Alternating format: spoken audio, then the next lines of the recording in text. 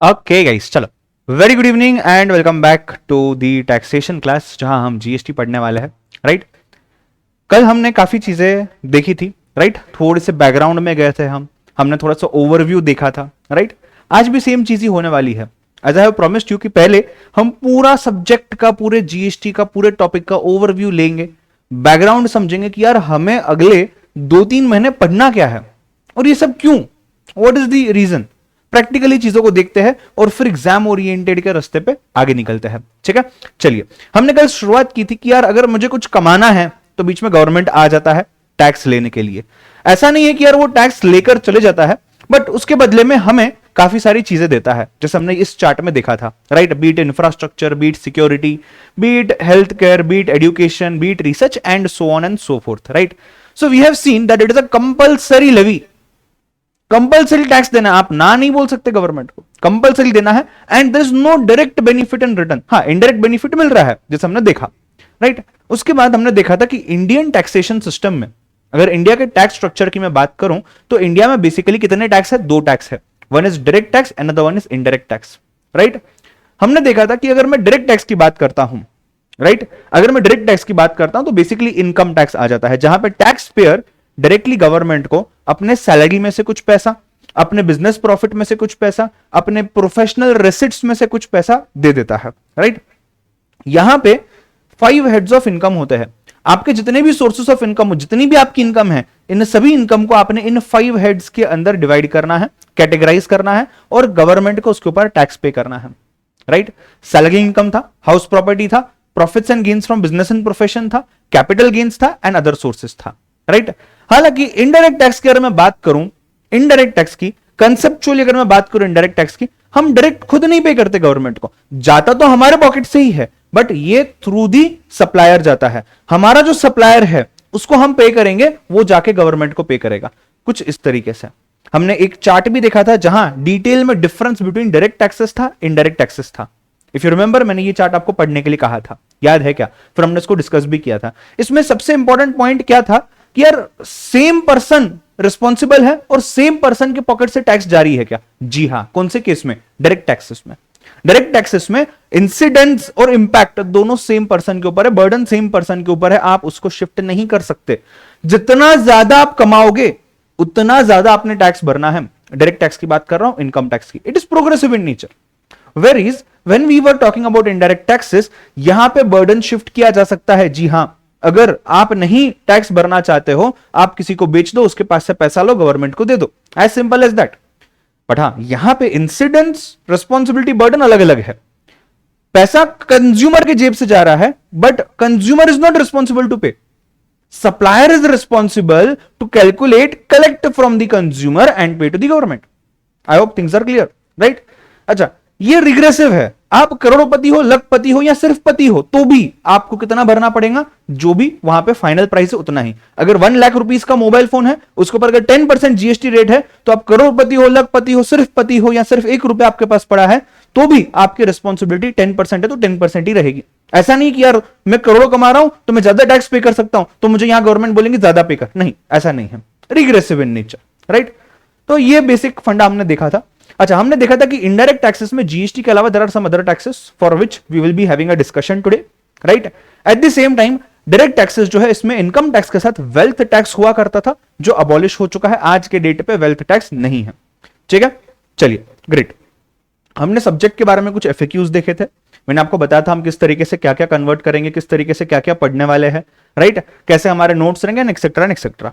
Right, चलिए, now coming back to the topic.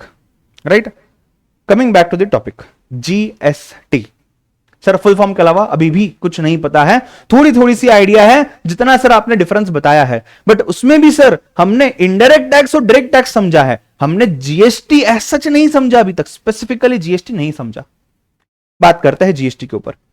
GST पे जाने से पहले इनडायरेक्ट टैक्स के स्ट्रक्चर को एक बार रिवाइज करते हैं, जो हमने देखा है, कुछ नया नहीं है, जो आपको स्क्रीन पे दिख रहा है ये हमने देखा है। राइट, ध्यान से देखिएगा। मैन्युफैक्चरर कुछ मैन्युफैक्चर कर रहा है, कोई भी चीज हो, राइट, वो मैन्युफैक्चर करने बाद होलसेलर के पास जा रहा है, होलसेलर रिटेलर के पास जा रहा है, रिटेलर जाके कंज्यूमर को बेच रहा है। जरूरी है क्या कि ये साइकिल इतनी ही छोटी रहने वाली है? नहीं, नॉट नेसेसरी। इससे भी छोटी हो सकती है, इससे भी बड़ी हो सकती है। सर कहना क्या चाह रहे हो? कहने की बात सिंपल है, जरूरी नहीं है एक ही होलसेलर होगा, जरूरी नहीं है एक ही डीलर होगा या डिस्ट्रीब्यूटर होगा, 10 लोग बीच में रह सकते हैं। सपोज फॉर एग्जाम्पल दिल्ली में किसने तो मैन्युफैक्चर किया, एग्जाम्पल दिल्ली में किसी ने तो मैन्युफैक्चर कर लिया चीज को, लैपटॉप मैन्युफैक्चर कर लिया दिल्ली में। दिल्ली से इस चीज को बेचा गया है एक डीलर के पास, एक होलसेलर के पास जो महाराष्ट्र में है। महाराष्ट्र का जो होलसेलर है इसने बेच दिया कोई तो भी समझो पूना वाले होलसेलर को जो पुणे में है, राइट। उसने पुणे से मुंबई में बेचा, फिर से डीलर ही है, होलसेलर ही है। मुंबई वाले ने रिटेलर को बेचा, दुकानदार को, और उस दुकानदार ने कंज्यूमर को बेचा, साइकिल बड़ी हो गई। तो ये डिपेंड करता है कितने लोग बीच में हैं, सब लोग अपना अपना प्रॉफिट का हिस्सा खाने वाले हैं। ऑब्वियसली सीधी सी बात है, सब लोग काम कर रहे हैं, पैसे के लिए कर रहे हैं। बट कंज्यूमर जो है, कंज्यूमर को एमआरपी मैक्सिमम रिटेल प्राइस के ऊपर सेल नहीं कर सकते। कितनी भी कमीशन कर लो, जो करना है कर लो, एंड में जो पैसा कंज्यूमर देगा वो एमआरपी के ऊपर आप उसको नहीं फोर्स कर सकते। उसके अंदर आपने जो करना है करो, डिस्काउंट देना है तो, नहीं देना है मत, जो जितना पैसा लेना है लो। एमआरपी के ऊपर आप नहीं जा सकते, राइट। अब यहां पे क्या हो रहा है देखना, अगर मैं ये एग्जांपल कंसीडर करता हूं, the moment you manufacture, GST के पहले की बात कर रहे हैं, 1 जुलाई 2017 को जीएसटी आया था इंडिया में, उससे पहले की हम बात कर रहे हैं, 1 जुलाई 2017 के प्रायर हम बात कर रहे हैं। मैन्युफैक्चरर जो है, इसने जैसे ही मैन्युफैक्चर कर लिया, excise duty was the tax which was leviable. यहां देखो एक्साइज ड्यूटी लिखा हुआ है, एक्साइज ड्यूटी, ठीक है, एक्साइज ड्यूटी इज लेविएबल। अब मुझे एक बात बताओ, मैन्युफैक्चर होने के बाद आप गुड्स को बस गोडाउन में जाकर छुपा के रख दोगे ना, ऑटोमेटिक सेल हो जाएंगे, ऑटोमेटिक पैसा आएगा। मतलब मैंने लैपटॉप मैन्युफैक्चर किया कि कोई सामने रुका है पैसा देने को? नहीं। Manufacture is a process, manufacture करोगे, गुड्स बनाओगे, उसके बाद उसको सेल करना पड़ेगा। जब तक आप किसी को सेल नहीं करते हो, आप पैसा कैसा कमाओगे? और अगर पैसा आएगा ही नहीं तो उसमें आपका प्रॉफिट कैसा निकलेगा? Getting the point, right. तो बेसिकली सिंपल सी बात है, मैन्युफैक्चर करने से कुछ नहीं होता, मैन्युफैक्चर करके आपने उसको सेल करना होगा आगे। जैसे ही आप सेल करोगे उसको आगे, आप पैसा कमाओगे। अब जैसे ही आप सेल करते हो, सेल करने पे सेल्स टैक्स लगता था, वैट, वैल्यू एडेड टैक्स, ये एक सेल्स टैक्स है, सेल करने पे लगता है, ट्रेडिंग पे लगता है। सीएसटी, सेंट्रल सेल्स टैक्स, ये भी सेल्स टैक्स है। कुछ जगहों पे वैट लगता है, कुछ जगहों पे सीएसटी लगता है। सर ऐसे कैसे, ऐसे कैसे सर? ध्यान देना, समझा रहा हूं। हम महाराष्ट्र में बैठे हैं, हमने लैपटॉप मैन्युफैक्चर कर लिया, हमने मैन्युफैक्चर किया है, हम सेलर है, हम सप्लायर है, हम सेल करने वाले हैं लैपटॉप को किसी कस्टमर को। कस्टमर जो है महाराष्ट्र में ही है, मतलब एक ही स्टेट के अंदर में ट्रांजैक्शन हो रहा है, एक ही स्टेट के अंदर, महाराष्ट्र के ही अंदर सेलर भी है, महाराष्ट्र के ही अंदर कस्टमर भी है। Seller is also in Maharashtra, customer is also in Maharashtra, एक ही स्टेट के अंदर ट्रांजैक्शन हो रहा है। इसको हम बोलते हैं इंट्रा स्टेट ट्रांजैक्शन। कुछ लिखना नहीं है आपने, सभी चीजें हम डिटेल में देखने वाले हैं वापस से, डोंट वरी। अभी सिर्फ ध्यान दो, कंसेप्ट को समझने की कोशिश करो, ठीक है। मुझे एक बात बताओ, स्कूल में आपने काफी सारे कॉम्पिटिशन वगैरह किए होंगे, राइट। आप जब कोई भी कॉम्पिटिशन करते हो, कई बार आप ही के स्कूल में बच्चे एक दूसरे से कंपीट करते हैं, या कॉलेज में कई बार दूसरे किसी स्कूल, दूसरे किसी कॉलेज के बच्चे आपके साथ आकर के कंपीट करते हैं। क्लियर है, राइट। ये हो गया इंट्रा स्कूल कंपटीशन। अगर आप स्कूल के अंदर बाकी स्टूडेंट्स के साथ कंपीट कर रहे हो, इंट्रा स्कूल कंपटीशन। अगर हम बोलते हैं कि एक स्कूल के बच्चे दूसरे स्कूल के बच्चों के साथ कंपीट कर रहे हैं, इंटर स्कूल कंपटीशन या इंटर कॉलेज कंपटीशन। क्लियर है, ये सबको पता है। आईपीएल चल रही है, इंडिया के ही प्लेयर आईपीएल में खेल रहे हैं एक दूसरे के साथ, एक दूसरे के सामने। इंट्रा नेशन के अंदर लीग चल रही है। इंटरनेशनल मतलब क्या? दो नेशंस के बीच में। इंटरनेशनल दो या दो से ज्यादा नेशंस के बीच में, उसके लिए इसको इंटरनेशनल बोलते हैं। तो इंट्रा स्टेट ट्रांजैक्शन मतलब क्या? इंट्रा स्टेट ट्रांजैक्शन मतलब सेलर और बायर दोनों भी एक ही स्टेट में है, से महाराष्ट्र इन दिस केस। और जैसे ही कोई भी एक इंसान यहां से बाहर होगा, दूसरे स्टेट में होगा, तो इसको हम क्या बोलेंगे? हम बोलेंगे इसको इंटर स्टेट, सॉरी, राइट। मतलब बेसिकली मैं टाइप ऑफ ट्रांजैक्शन की बात कर रहा हूं। टाइप ऑफ ट्रांजैक्शन आपका इंट्रा स्टेट हो सकता है या ये ट्रांजैक्शन आपका इंटर स्टेट हो सकता है। इंट्रा स्टेट तब होगा जब आपका सेलर और बायर ये दोनों भी इन वन स्टेट है, दोनों भी वन स्टेट है। सिर्फ महाराष्ट्र, राइट, सेलर भी महाराष्ट्र में है और आपका बायर भी है महाराष्ट्र में है। अगर मैं इंटर स्टेट की बात करता हूं, अगर मैं इंटर स्टेट की बात करता हूं, इंटर स्टेट में अलग अलग चीजें होगी। आपका जो सेलर है ये सपोज महाराष्ट्र में है और आपका जो बायर है ये सपोज गुजरात में है। To different states,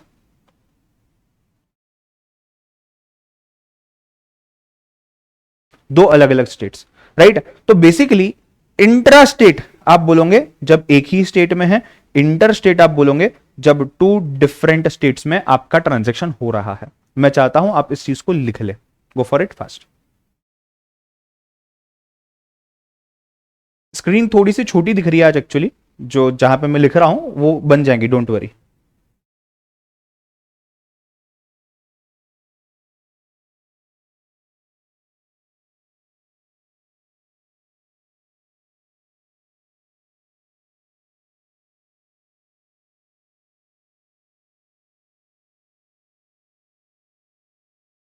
done guys, मुझे याद दिलाना आज लेक्चर खत्म होने से पहले मैं समरी बुक कैसे बनानी है, क्यों बनानी है, इंपॉर्टेंस क्या है, कैसे काम आएंगी और मैं उसको चेक कैसे करूंगा, ये सब हम आज डिस्कस करेंगे शॉर्ट में। So that right from now, right from chapter 1 which will be starting in a day और टू, आप सभी चीजों को अच्छे से स्टार्टिंग से ही कर रहे हो।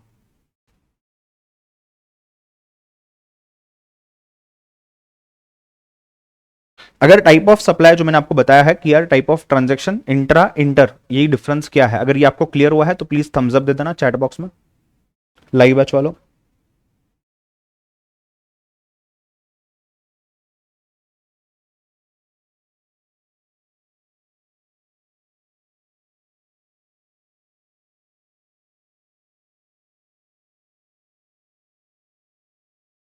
क्लियर है?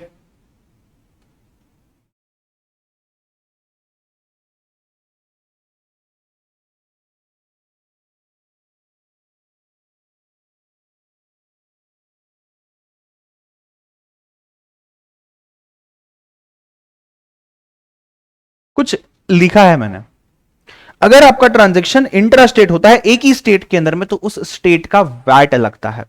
सी ये भी सेल्स ही है, हाँ, इंट्रा स्टेट भी सेल ही हो रहा है। आप वही लैपटॉप को बना करके सेल कर रहे हो, आपने लैपटॉप बना लिया महाराष्ट्र में और महाराष्ट्र में सेल कर रहे हो, आपको महाराष्ट्र स्टेट का वैट पे करना पड़ेगा। VAT is a tax, value added tax. ये वैल्यू एडेड टैक्स भी सेल्स टैक्स ही है, ठीक है। अगर आप इंटर स्टेट ट्रांजेक्शन कर रहे हो, यहां पे भी आपने बनाया, मैन्युफैक्चर किया महाराष्ट्र में और उसको सेल किया गुजरात में, यहां आप सीएसटी पे करोगे बिकॉज दो अलग अलग स्टेट्स आ जाते हैं। अब यहां कंफ्यूजन ये हो जाता है कि महाराष्ट्र स्टेट के पास पैसा जाएगा या गुजरात स्टेट के पास पैसा जाएगा, कौन से स्टेट के पास पैसा जाना चाहिए, ये कंफ्यूजन स्टार्ट हो जाता है। एंड देयरफॉर सेंट्रल गवर्नमेंट बोलता है, जो दिल्ली में बैठा है यूनियन गवर्नमेंट, सेंट्रल गवर्नमेंट बोलता है कि भाई एक काम करते हैं, मैं पैसा लेता हूं और मैं तुम दोनों में बांटता हूं। तो ये सेंट्रल गवर्नमेंट पैसा लेगा, अन लोगों में बांटेगा। अब यहां ध्यान देना, समझना चीज को, अगर मैं गवर्नमेंट की बात करूं, India is a federal country, India is a federal country, right. Federal country मतलब क्या, यहां पे सेंट्रल गवर्नमेंट भी है, इंडिया का गवर्नमेंट भी है और हर स्टेट के पास अपना अपना गवर्नमेंट भी है। बिकॉज इंडिया में, इंडिया एज अ कंट्री तो पूरा है ही, but India as a country के साथ साथ ये भी इंपॉर्टेंट है कि यहां पे क्या चीज हो रही है, स्टेट्स भी बांटे गए हैं। तो ये जो स्टेट्स है, हर स्टेट चाहेगा कि मेरा अलग से कुछ रूल हो, राइट। अब फॉर एग्जांपल महाराष्ट्र वाले बोलेंगे कि हमें एक पर्टिकुलर पॉलिसी फॉलो करनी है, कर्नाटक बोलेगा हमें कोई दूसरी पॉलिसी फॉलो करनी है। महाराष्ट्र में कोविड के केसेस बढ़ रहे हैं, महाराष्ट्र गवर्नमेंट बोलेगी मुझे इसके लिए अलग कुछ पॉलिसी निकालनी है। मेरे यहां पे महाराष्ट्र में ट्रैफिक को लोग फॉलो नहीं करते, ट्रैफिक रूल्स को, तो मैं तो भाई हेलमेट नहीं पहना तो 500 रुपए का फाइन रखना चाहता हूं, बट यूनियन गवर्नमेंट के गाइडलाइंस कुछ अलग बोलते हैं। तो कर्नाटक स्टेट आके बोलेगा कि यार नहीं, मेरे यहां पे लोग फॉलो करते हैं रूल्स को, मैं सिर्फ 200 रुपए ही रखूंगा। There is a difference, right. तो जब दो अथॉरिटीज है तो ऐसी केस में फेडरल कंट्री हो गया। तो India is a federal country, central government भी है, स्टेट गवर्नमेंट भी है। लिखना मत, जब लिखने का टाइम होगा बताऊंगा। सेंट्रल गवर्नमेंट अपने अपने टैक्स लेवी करता है, स्टेट गवर्नमेंट अपने अपने टैक्स लेवी करता है। मैं कॉन्स्टिट्यूशनल प्रोविजंस के बारे में बात करने वाला हूं, आज नहीं करूंगा, फिर कभी करेंगे, बट मैं उसके ऊपर डिस्कशन करूंगा, हमारे सिलेबस का पार्ट है वो, राइट। अगर मैं बात करूं कॉन्स्टिट्यूशन के हिसाब से, तो there are 3 lists if you know. एक यूनियन लिस्ट है, एक स्टेट लिस्ट है, और एक कॉन्करेंट लिस्ट है, राइट। यूनियन लिस्ट में कुछ एंट्रीज है, स्टेट लिस्ट में कुछ एंट्रीज है, कॉन्करेंट लिस्ट में कुछ एंट्रीज है। यस, हम डिस्कशन करेंगे उसके ऊपर, हमारे सिलेबस का पार्ट है वो, हम डिस्कशन करेंगे। यूनियन स्टेट के अंदर जो एंट्रीज है उसमें से यूनियन स्टेट को राइट मिल जाता है कुछ टैक्सेस लेवी करने का। मैं कुछ बोल रहा हूं, सब नहीं, कुछ। स्टेट गवर्नमेंट के लिस्ट में से, स्टेट लिस्ट में से कुछ एंट्रीज है जो स्टेट गवर्नमेंट को राइट देती है कुछ टैक्सेस को लेवी करने का, राइट। कॉन्करेंट लिस्ट में डिवाइड किया गया जाता है, मतलब कॉन्करेंट लिस्ट में कुछ ऐसी चीजें हैं जहां स्टेट और सेंटर दोनों मिलके उस पर्टिकुलर चीज को चलाएंगे, राइट। अब अगर I come back to my discussion, जहां पे सेंट्रल टैक्स और स्टेट टैक्स की बात करता हूं, सीएसटी जो आपका है ये भी किस पे लगता है, सेल्स पे लगता है, ट्रेडिंग पे लगता है। वैट जो है ये भी सेल्स पे लगता है, ट्रेडिंग पे लगता है, बट वैट जो है ये स्टेट गवर्नमेंट लेवी करता है, सेंट्रल गवर्नमेंट लेवी करता है सीएसटी। तो सीएसटी तभी होगा जब दो स्टेट इन्वॉल्व होंगे, से महाराष्ट्र इन्वॉल्व है, दिल्ली इन्वॉल्व है, या महाराष्ट्र इन्वॉल्व है, झारखंड इन्वॉल्व है, राइट, या कर्नाटका इन्वॉल्व है, या गुजरात इन्वॉल्व है। ये तभी आएगा जब कोई एक पर्टिकुलर स्टेट इन्वॉल्व है, से महाराष्ट्र टू महाराष्ट्र ट्रांजेक्शन हो रहा है, से कर्नाटका टू कर्नाटका ट्रांजेक्शन हो रहा है, से गुजरात टू गुजरात ट्रांजेक्शन हो रहा है। तो जब महाराष्ट्र के अंदर ट्रांजेक्शन हो रहा है, सेलर भी महाराष्ट्र में है, बायर भी महाराष्ट्र में है, महाराष्ट्र वैट आ जाएगा। जब सेलर भी कर्नाटका में है, बायर भी कर्नाटका में है, कर्नाटका वैट आ जाएगा। मतलब सर अगर 28 स्टेट्स है तो हर स्टेट का अलग अलग स्टेट वैट एक्ट है। जी हां, हर स्टेट का अलग स्टेट वैट एक्ट है। समझ रहे हो बात को? हाँ या ना? हर स्टेट का अलग अलग स्टेट वैट है। पहले ये फॉलो हुआ करता था, आज के डेट पे वैट और सीएसटी की जगह पे क्या हो रहा है फॉलो? जीएसटी हो रहा है, राइट। अगर आप जीएसटी का फुल फॉर्म देखते हो तो it is goods and services tax. मतलब ये जो गुड्स है, गुड्स को आप क्या करोगे? ट्रेड करोगे। गुड्स को आप क्या करोगे? मैन्युफैक्चर करोगे। या तो बनाओगे या तो बेचोगे, या फिर बना करके बेचोगे, राइट। तो या तो सिर्फ ट्रेडिंग होगी या तो मैन्युफैक्चरिंग प्लस ट्रेडिंग होगी। मैन्युफैक्चर किया, बनाया और बेच दिया, दोनों के केस में आपको जीएसटी लगेगा। पहले वैट और सीएसटी लगा करता था। तो सर इसका क्या है? Service tax. पहले सर्विस टैक्स करके टैक्स था, आज उस सर्विस टैक्स की जगह ले ली है जीएसटी ने। तो सर ऐसे बहुत सारे टैक्सेस हो गए ना। हमने सुना है सर इंडिया का टैक्सेशन सिस्टम बहुत कॉम्प्लिकेटेड है। ये पहले भी था, ये अभी भी है। हां, जीएसटी में कुछ इंप्रूवमेंट जरूर आई है, बट कॉम्प्लिकेटेड अभी भी है, राइट। तो एक एक करके हम चीजों को उठाने वाले हैं। आपको मेन चीज जो है इंट्रास्टेट इंटरस्टेट समझने आ गया होगा शायद। ये कंसेप्ट जीएसटी में भी काम आएगा। वैट कब लगता था, सीएसटी कब लगता था, और दोनों सेल्स टैक्स ही है, ये भी आपके दिमाग में शायद फिट हो गया है। यस और नो? यहां तक क्लियर है सभी चीजें? बताइए जरा, कोई डाउट है? लाइव बैच वालों, रिकॉर्डिंग वालों पूछ लो प्लीज।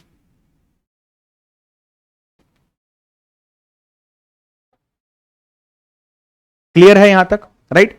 तो ध्यान देना, हम आए थे मैन्युफैक्चरिंग पे।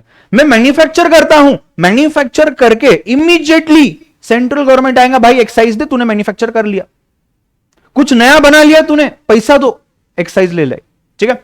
अच्छा, तूने बना लिया ना, ठीक है, पैसा ले लिया, गवर्नमेंट वापस। अच्छा तू सेल कर रहा है, रुक रुक मत सेल कर, मैं आता हूं, गवर्नमेंट वापस आएंगी, पैसा लेके जाएंगे। सेल किया ना भाई तूने। तो पहले जीएसटी के पहले अगर तुमने एक स्टेट के अंदर ही सेल कर दिया तो तुम्हारा स्टेट गवर्नमेंट आके पैसा कलेक्ट करेगा। और अगर अगर अगर अगर हमने दूसरे किसी स्टेट में जाके सेल किया, सेंट्रल गवर्नमेंट आएगा पैसा लेने, बोलेगा पैसा दो, हम बांटेंगे दोनों स्टेट में, ठीक है, उनके रेशियोज के हिसाब से, राइट। ये रेशियोज कैसे होते हैं, क्या होते हैं, calculations differs from state to state, depends on so many factors, right. आते हैं होलसेलर पे। होलसेलर को मैन्युफैक्चर करने की जरूरत है क्या? नहीं भाई, वो तो होलसेलर है, वो लॉट में बल्क में खरीदेगा, बल्क में बेचेगा। तो उसका काम है खरीदना, बेचना, ट्रेडिंग करना। जैसे ही वो सेल करता है, अगर वो उसके स्टेट में करता है, स्टेट गवर्नमेंट आ जाएगा, उस पर्टिकुलर स्टेट का वैट लगा लेगा। अगर अगर अगर वो स्टेट के बाहर किसी स्टेट में सेल करना चाहता है, सेंट्रल गवर्नमेंट आएगा, सीएसटी लेके जाएगा, और फिर वो दोनों स्टेट्स के बीच में बांट देगा। क्लियर है, राइट। रिटेलर क्या करेगा? बल्क में खरीदेगा और छोटे छोटे पीसेस में इंडिविजुअल लोगों को बेचेगा, ठीक है। जैसे ही वो बेचेगा अगेन सेम चीज, सेल्स टैक्स मतलब वैट या सीएसटी। एंड कंज्यूमर जो है, एंड कंज्यूमर फाइनली पूरा पैसा देने वाला है, और ये पैसा किस तरीके से देता है, कैसे इसके ऊपर बर्डन निकलेगा पूरा, ये हम आज ही डिस्कस करेंगे। ये मिस्ट्री आज ही सॉल्व हो जाएगी, डोंट वरी। ठीक है, आपको स्ट्रक्चर समझा, मैन्युफैक्चरर पे एक्साइज, ट्रेडिंग पे वैट और सीएसटी, राइट। क्लियर है इतने पॉइंट, आगे बढ़ते हैं।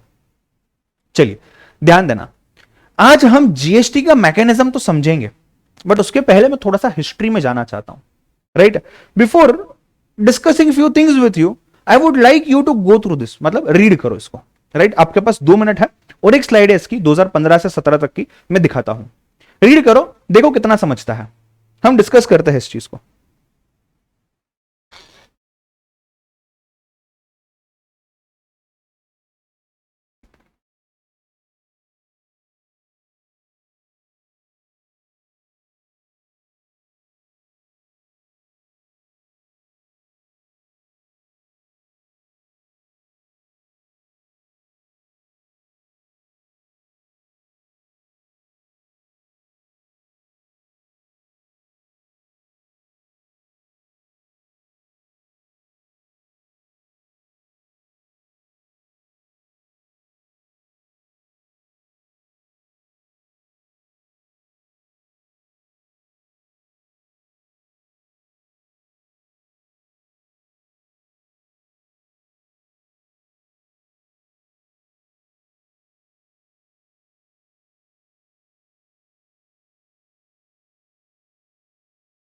Should I go to the next slide?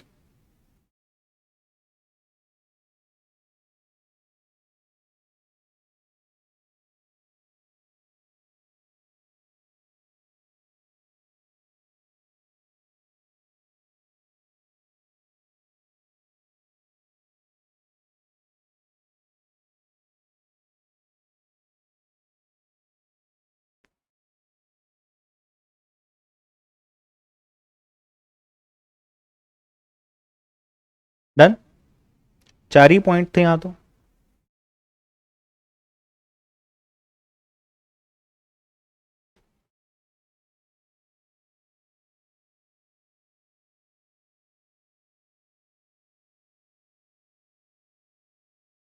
दिशा बोल रही है sir screen is slightly blur, okay okay, शायद इंटरनेट फ्लक्चुएशन हो रहा होगा।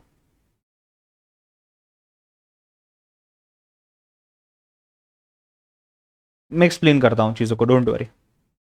आपको आज ये मैं जो पीपीटी रेफर कर रहा हूं ये भी आपको मैं भेज देता हूं, सो दैट आप उसको अच्छे से देख भी पाओगे, और शायद आपको जल्दी नोट्स भी मिल जाएगा, तो नोट्स में ये चीजें ऑलरेडी आ जाएगी, so don't worry about it at all. ठीक है, आइए। इतने बैचेस जीएसटी पढ़ाने के बाद, ऑलमोस्ट 20-25 बैचेस, हर बैच में एक स्टूडेंट पक्का होता है जो बोलता है कि सर जीएसटी तो इंडिया में पहली बार आया ना, इंडिया ने जीएसटी बनाया ना सर, बाकी कंट्रीज तो भी बनाएगी नहीं। India is not the first country to get GST implemented, rather I would say developing countries में India is one of the last country जिसने जीएसटी लाया, जीएसटी इंडिया में पहली बार नहीं आया है। Rather if you take the history, if you see the history, year 2000 when the then prime minister Vajpayee ji, उन्होंने एक कमिटी बनाई थी जीएसटी लॉ को ड्राफ्ट करने के लिए। कितनी बात कर रहा हूं पुरानी, 22 साल पुरानी। जो स्टूडेंट्स लाइव देख रहे हो शायद आप तब बॉर्न भी नहीं हुए होंगे, तब से डिस्कशन चालू है कि जीएसटी लाओ, जीएसटी लाओ, जीएसटी लाओ, तब से चालू है। फिर ये 2004 में वापस से कमेटी बनाई, 2006 में उसको प्रपोज किया गया कि चलो बजट में लेके आ जाएंगे, 2010 से स्टार्ट करेंगे, फिर वापस प्लान फेल हो गया इनका, कुछ ना कुछ चीजें चालू ही रही। अगर आप 2012 के यहां पे एक वर्डिंग देखोगे, standing committee begins discussion on GST but stalled it over the clause, some certain clause, एक नंबर दिया है क्लॉज का, राइट। तो ऐसा क्या हो गया इंडिया में that it took almost 17 years, 2017 से जीएसटी आया ना, 2000 से स्टार्ट हुआ था काम, it took 17 years for India to implement GST. इतना टाइम क्यों लगा, क्या लगता है आपको, किसी को पता है कुछ? यहां फाइनली 2017 में 1 जुलाई से GST got implemented. Let me come to that clause कि यार क्यों, ऐसा क्यों हुआ, आइए थोड़ा सा उसके ऊपर डिस्कशन करते हैं। ध्यान से समझना पूरा सिचुएशन, कुछ लिखना मत, सिर्फ ध्यान से समझना।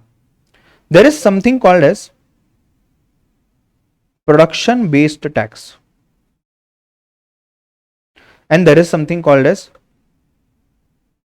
Consumption based tax. क्या वर्ड्स है? प्रोडक्शन और कंजम्पशन। मेरे ख्याल से इसके ऊपर ज्यादा बात करने की जरूरत नहीं है, बट फिर भी शॉर्ट में बताता हूं। प्रोडक्शन मतलब जो कोई प्रोड्यूस कर रहा है कोई चीज को, right? If I am producing something, I am manufacturing something, I am the producer, I am the manufacturer. Tax जो है ये प्रोडक्शन के बेसिस पे लगने वाला है। और कंजम्पशन की जब मैं बात करता हूं, यानी कि जब मैं चीज को कंज्यूम कर रहा हूं, फोन को यूज कर रहा हूं सिम कार्ड डाल के, आइसक्रीम खा रहा हूं, कोई सर्विस ले रहा हूं, तब उसको हम बोलेंगे कंजम्पशन हो रहा है, कंज्यूम हो रही है चीज, राइट?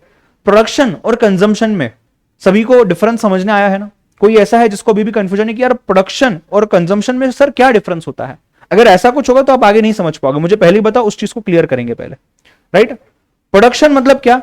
जहां पे कोई चीज हम प्रोड्यूस कर रहे हैं। कंजम्पशन उस चीज को हम कंज्यूम कर रहे हैं, हम यूज कर रहे हैं उस चीज को। बनाना, यूज करना। क्लियर है ना? कोई दिक्कत नहीं है, right? Now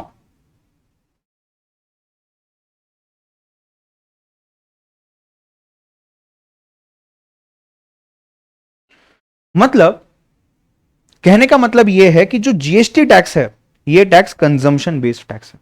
post GST, GST के बाद कंजम्पशन बेस्ड टैक्स बन गया पूरा इनडायरेक्ट टैक्स। मतलब इन शॉर्ट अगर मैं बोलूं तो जीएसटी जो है, goods and services tax, this is a consumption based tax. GST consumption के ऊपर डिपेंड करता है, जब जब कंजम्पशन होगा तब तब जीएसटी लगेगा। तो सर प्रोडक्शन बेस्ड टैक्स मतलब जब जब प्रोडक्शन होगा तब तक टैक्स लगेगा, तो सर एक्साइज तो वैसा ही लगता है ना?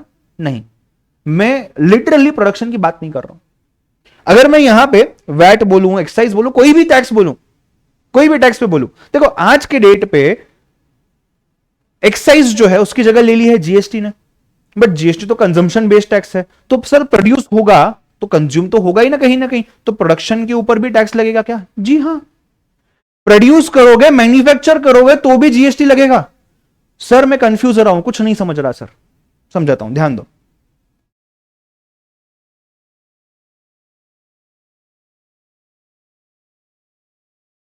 सेलर है, बायर है। सेलर महाराष्ट्र में है, बायर गुजरात में है, ठीक है? सेलर महाराष्ट्र में है, बायर गुजरात में है। Two states are involve. मैं बात करता हूं जीएसटी से पहले, प्री जीएसटी। बात करते हैं जीएसटी से पहले, ध्यान देना, समझना। जीएसटी से पहले अगर सेलर महाराष्ट्र में है और बायर गुजरात में है, मैंने क्या कहा है आपको? जीएसटी के पहले जो टैक्सेस थे ये प्रोडक्शन बेस्ड थे, प्रोडक्शन बेस्ड टैक्स। इसका मतलब प्रोड्यूस हो रहा है महाराष्ट्र में, सेलर बैठा है महाराष्ट्र में, इसने सेल किया किसी कस्टमर को जो गुजरात में बैठा है, ठीक है? महाराष्ट्र वाले सेलर ने, से मिस्टर ए, इसने सेल किया गुजरात में, महाराष्ट्र वाले सेलर ने सेल किया गुजरात में कस्टमर को जो है से मिस्टर बी। अब यहां पे महाराष्ट्र स्टेट गवर्नमेंट जो है ये अल्टीमेटली पैसा लेके जाता था अपने पास। क्यों? बिकॉज इसके पास प्रोड्यूसर था, इसने प्रोड्यूस किया, इसने बनाया, इसने सेल किया। तो सेलर जो है, मैन्युफैक्चरर जो है, सेलर जो है, इस सेलर के पास से पैसा जाता था उसकी गवर्नमेंट को। लेगा भले central government, but final revenue जाएगा महाराष्ट्र गवर्नमेंट के पास। क्यों? Production based tax. मतलब कोई भी चीज जो स्टेट में बन रही है, उस स्टेट गवर्नमेंट को राइट है उसके ऊपर टैक्स कलेक्ट करने का। समझ रहे हो क्या? जो स्टेट में चीज प्रोड्यूस हो रही है, गुड्स प्रोड्यूस हो रहे हैं, उस पर्टिकुलर स्टेट को, उस पर्टिकुलर स्टेट के गवर्नमेंट को राइट है उसके ऊपर टैक्स लगाने का और टैक्स कलेक्ट करने का। तो ये टैक्स रेवेन्यू पूरा महाराष्ट्र के पास जाएगा। अब क्या हो रहा है, अगर मैं जीएसटी की बात करता हूं, जीएसटी में हमने देखा है कि यार GST is a consumption based taxation. क्यों है, क्या है, देखेंगे। मैंने आपको सिर्फ बोला है, उतना ध्यान रखो, राइट? तो यहां पे अगर आप महाराष्ट्र में हो, आप सेलर हो, mister A is the manufacturer and seller, Gujarat में सेल हो रहा है मिस्टर बी, गुजरात गवर्नमेंट के पास जीएसटी जाएगा, गुजरात गवर्नमेंट के पास टैक्स जाएगा। क्यों? बिकॉज जिसने कंज्यूम की है उस चीज को, वो कहां बैठा है? गुजरात में बैठा है। जिसने बनाया है चीज को, वो कहां बैठा है? महाराष्ट्र में बैठा है। जीएसटी से पहले, जीएसटी आने से पहले प्रोडक्शन बेस्ड टैक्सेशन सिस्टम था इनडायरेक्ट टैक्स के लिए, और वहां पे जो सेल करेगा, जो बनाएगा, बना करके जो सेल करेगा, उस स्टेट के गवर्नमेंट को टैक्स मिलेगा।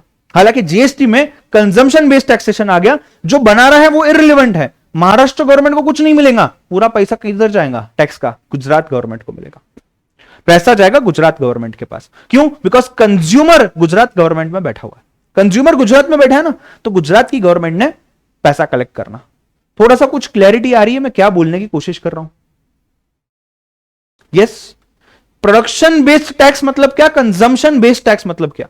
कोई नहीं बताता डिफरेंस, सच में बोल रहा हूं, कोई नहीं बताता डिफरेंस, समझा?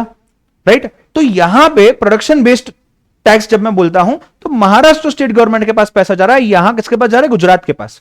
अब एक रियलिस्टिक एग्जांपल देता हूं, realistic example, alcohol, liquor, alcohol, ठीक है, दारू, सुना होगा बराबर, पीने जैसी चीजें नहीं है वो, मैं सुनने की बात कर रहा हूं, सुना होगा, मूवीज में देखा होगा। मुझे एक बात बताओ, अल्कोहल क्या हर स्टेट में इक्वल नंबर ऑफ बायर्स है, इक्वल नंबर ऑफ पीपल है हर स्टेट में जो दारू पीते होंगे, है या नहीं? इक्वल नंबर नहीं। अच्छा मुझे एक बात बताओ, हर स्टेट में क्या compulsory equal number of manufacturers है जो अल्कोहल बनाते हैं, हाँ या ना? मैंने अल्कोहल का एग्जांपल लिया, उसकी एक रीजन है, बताऊंगा। टोबैको,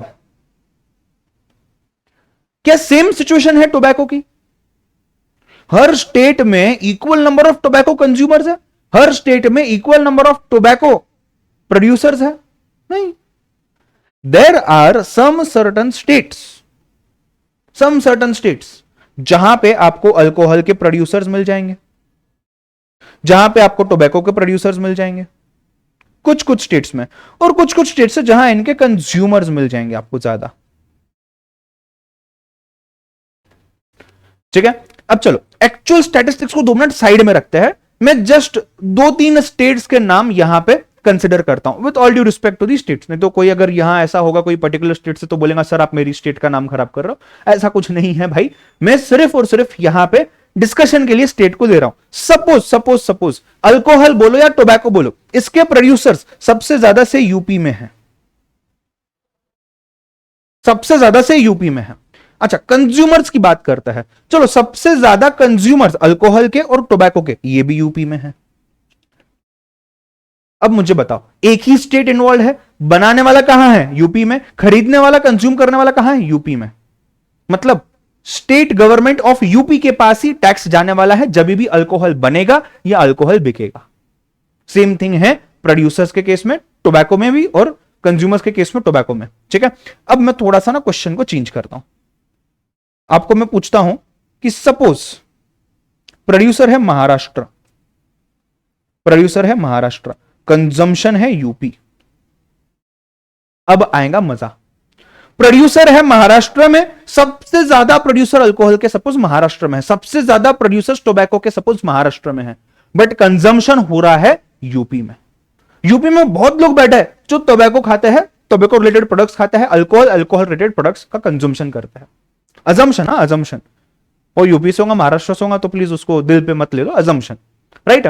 तो अब इस केस में क्या होगा मुझे बताओ, महाराष्ट्र में जो प्रोड्यूसर है, अगर मैं प्री जीएसटी की बात करूं तो प्रोड्यूसर यहां बैठा है, इस स्टेट के पास पैसा जाएगा, प्रोड्यूसर यहां महाराष्ट्र में बैठा है, महाराष्ट्र स्टेट के पास पैसा जाएगा। बट अगर मैं पोस्ट जीएसटी की बात करूं भाई, पोस्ट जीएसटी की, तो जीएसटी आने के बाद क्या हो गया, जीएसटी आने के बाद अचानक से इसके पास पैसा नहीं गया, पैसा गया यूपी के पास। क्यों? यूपी के पास कंज्यूमर है।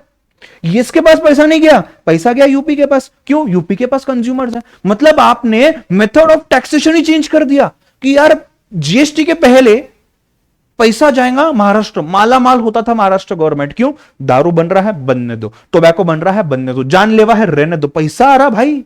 आज क्या हो रहा है, महाराष्ट्र के पास पैसा ही नहीं आ रहा, आज पैसा उस स्टेट के पास जा रहा है जिस स्टेट में कंज्यूमर बैठा है, जिस स्टेट में कंज्यूमर बैठा है। जहां कंज्यूमर ज्यादा वहां उस स्टेट गवर्नमेंट के पास टैक्स रेवेन्यू ज्यादा। देखो आइडियली अगर देखा जाए एक तरीके से बात तो सही है यार, बात तो सही है। हाउएवर इसके भी 2 अलग अलग पर्सपेक्टिव्स है जो हम आगे आने वाले सेशंस में डिस्कस करेंगे, बट मैं मेरा पर्सपेक्टिव शेयर करता हूं, बात मुझे सही लगती है। मुझे एक बात बताओ, ये जीएसटी के पहले की चीज बोलो या जीएसटी के बाद की चीज बोलो, दोनों के केस में क्या कंज्यूमर ही है जिसके पॉकेट में से पैसा निकाला जाता है finally at the and? Yes, आया ना, बोलो। दोनों केसेस में जीएसटी रहने दो या जीएसटी के पहले के टैक्सेस रहने दो, दोनों केसेस में कंज्यूमर के पॉकेट में से पैसा निकालेंगे ना भाई। ऐसा थोड़ी ना है कि इसके पहले प्रोड्यूसर के पॉकेट से पैसा निकाल रहा है, ऐसा है कि नहीं? पैसा तो कंज्यूमर के पॉकेट से निकल रहा है। तो जब कंज्यूमर के पॉकेट से ही पैसा निकल रहा है तो कंजम्पशन बेस्ड टैक्सेशन चलाओ ना। और वो जहां पे कंज्यूमर है उसने पैसा दिया है, तो ये कंज्यूमर अगर भले टोबैको कंज्यूम करता है, उसके ऊपर 5 रुपए क्यों ना टैक्स दे, वो एक्सपेक्ट करेगा इस 5 रुपए के बदले में कोई तो फैसिलिटी उस कंज्यूमर को मिले। वो दे रहा है ना यार 5 रुपए, कुछ तो फैसिलिटी उसको मिले, कुछ तो फैसिलिटी। तो ये फैसिलिटी यूपी गवर्नमेंट इसको तब दे पाएंगी जब ये टैक्स यूपी के पास जाएगा। अगर ये टैक्स यहां यूपी में कंजम्पशन है और ये कंज्यूमर के पॉकेट से टैक्स जा रहा है महाराष्ट्र के पास, तो महाराष्ट्र अपने कंज्यूमर्स को देगा। अब वहां के कंज्यूमर्स ने तो अल्कोहल पे टैक्स पे ही नहीं किया, अल्कोहल पे टैक्स तो यूपी वाले कंज्यूमर ने पे किया है महाराष्ट्र को। तो ये उल्टा फुल्टा हो गया ना। देखो सिंपल सी बात है, जब तक आप यूपी गवर्नमेंट को समझो, आप यूपी के हो, आपने जब तक यूपी गवर्नमेंट को पैसा नहीं दिया टैक्स का, यूपी गवर्नमेंट आपको फैसिलिटी क्यों देगी? यूपी गवर्नमेंट आपको फैसिलिटी तभी ही देने वाली है जब आपने यूपी को पैसा दिया हो। तो यहां आप पैसा दे रहे हो यूपी को, यूपी आपको सर्विस देंगी बदले में, कोई भी हो, सिक्योरिटी हो, इंफ्रास्ट्रक्चर हो, कुछ भी हो। ये 5 रुपए भी तो एक बड़े फंड में जाएंगे ना, जो फंड यूज होगा इन कॉमन चीजों के लिए, as simple as that. But अगर हम पहले वाला सिस्टम फॉलो करें तो उसमें कोई दूसरे स्टेट में बैठा हुआ कंज्यूमर, उसके पॉकेट से पैसा तुम ले रहे हो, वो पैसा तुम दूसरे स्टेट को दे रहे हो और तुम एक्सपेक्ट कर रहे हो कि यूपी वाले स्टेट ने उसके कंज्यूमर को कुछ ना कुछ फैसिलिटी देना। कुछ चीजें क्लियर हो रही है? बेजे में कुछ जा रहा है या सब फ्लाइट पकड़ के ऊपर से? नहीं ना, समझ रहे हो ना? मैं सिर्फ आपको एक ही चीज समझाने की कोशिश कर रहा हूं, difference between the word consumption based tax and the word production based tax.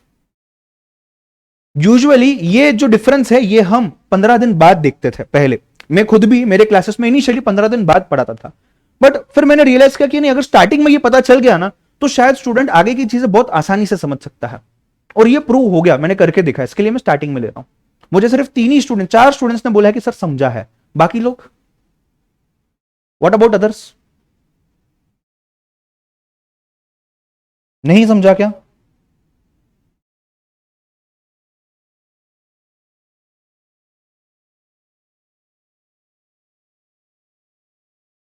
लिखना चाहो तो लिख सकते हो, नहीं लिखना चाहो तो सिर्फ इस स्लाइड को भी देखो, अगले स्लाइड को भी देखो। मैं आपको पूरी चीज वापस से रिवाइज कराता हूं, फिर आगे बढ़ेंगे।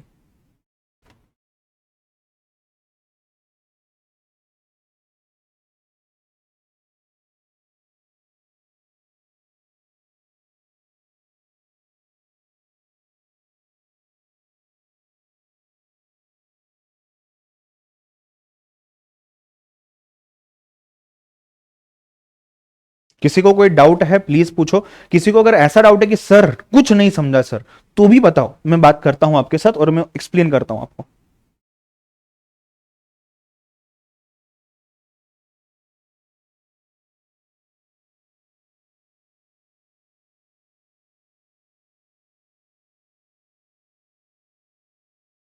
आप सोचो ना, यहां तो हम अल्कोहल और टोबैको की बात कर रहे हैं सिर्फ और सिर्फ। इसके अलावा ऐसे बहुत सारे गुड्स है जहां पे कंजम्पशन एक जगह होता है, प्रोडक्शन एक जगह होता है, बहुत सारे।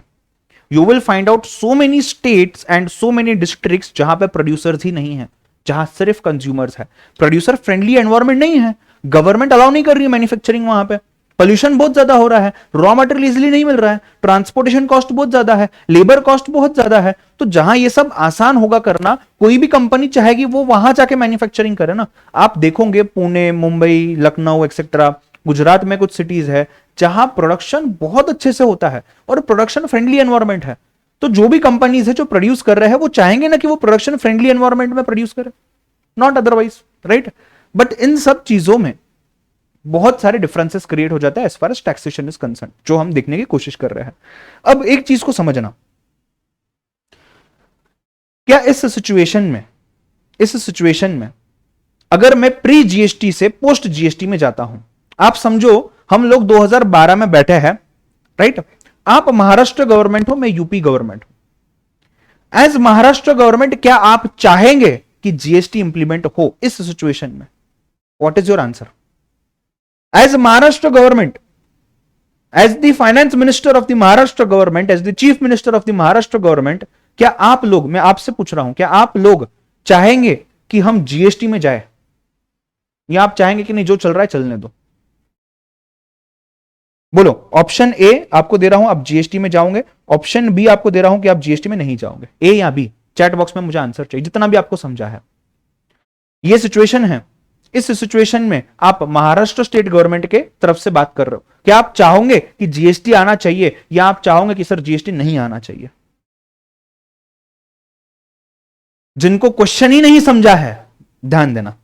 हमने देखा कि प्रोडक्शन बेस्ड टैक्स और कंजम्पशन बेस्ड टैक्स दो अलग अलग चीजें हैं। इसको समझने से पहले यह समझना जरूरी है कि प्रोडक्शन क्या है, कंजम्पशन क्या है।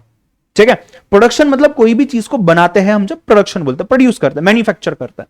कंजम्पशन मतलब उसको जब हम यूज करते हैं, कंज्यूम करते हैं। क्लियर है? जीएसटी जो है भाई, जीएसटी है कंजम्पशन बेस्ड टैक्स। जीएसटी के पहले जितने टैक्सेस थे ये थे production based tax. Coming to the point, seller है महाराष्ट्र में, बायर है गुजरात में, टैक्स है प्रोडक्शन बेस्ड। जीएसटी के पहले की बात हो रही है। कौन से स्टेट के पास पैसा जाएगा? जिस स्टेट में प्रोड्यूसर बैठा है, मतलब महाराष्ट्र स्टेट के पास। जीएसटी की बात करते हैं, कंजम्पशन बेस्ड टैक्स है, कंज्यूमर बैठा है गुजरात में, जीएसटी किसके पास जाएगा? गुजरात स्टेट गवर्नमेंट के पास जाएगा। ठीक है, आगे बढ़ के हमने एक एग्जाम्पल देखा अल्कोहल का और टोबैको का या रिलेटेड प्रोडक्ट्स का।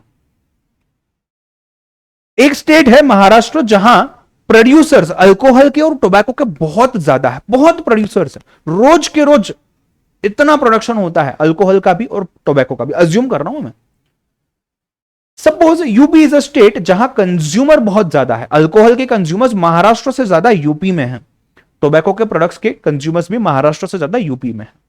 बात करते हैं जीएसटी के पहले की। हम खड़े हैं आज, आप और मैं डिस्कस कर रहे हैं सपोज 2012 में, जीएसटी के 5 साल पहले। जीएसटी के 5 साल पहले सिचुएशन क्या था? वैट, सीएसटी, एक्साइज, ये सब एप्लीकेबल था। ये सभी थे प्रोडक्शन बेस्ड टैक्स। मैं महाराष्ट्र में हूं, प्रोड्यूस कर रहा हूं, तो महाराष्ट्र के गवर्नमेंट को टैक्स मिलेगा, राइट? तो प्रोड्यूसर बेस्ड टैक्स था, प्रोडक्शन के स्टेट वाले को टैक्स मिलता है, महाराष्ट्र में टैक्स जाता है, महाराष्ट्र में टैक्स जाता है। ठीक है, अब आते हैं थोड़ा सा आगे। 2017 में जीएसटी आ गया।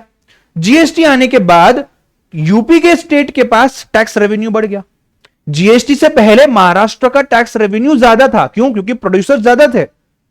जीएसटी आने के बाद महाराष्ट्र का रेवेन्यू कम हो गया टैक्स का, क्यों? क्योंकि महाराष्ट्र में कंज्यूमर्स कम है, कंज्यूमर्स यूपी में ज्यादा है, और यूपी का टैक्स रेवेन्यू बढ़ गया क्योंकि कंजम्पशन बेस्ड टैक्सेशन है ना जीएसटी।